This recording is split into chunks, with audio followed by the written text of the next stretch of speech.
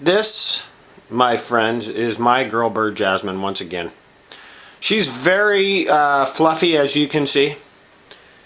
She's got very big white fur. What a lot of people don't realize is that cockatoos don't have feathers. They're covered with fur that looks like feathers. Yep, and she's concurring with that.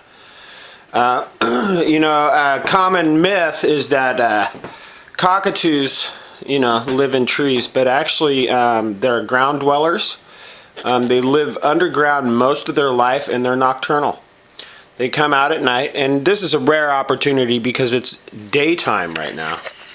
And she's coming out during the day, which is phenomenal. Normally, she crawls under a big pile of tam bark and stays there for the course of the whole day, and then at night she comes out when everyone's asleep. And then she puts stuff in our stockings. She always eats the carrots that we leave in our shoes or the cookies and the milk that we leave for her. But she always leaves something. It's amazing. This bird always just leaves something for us.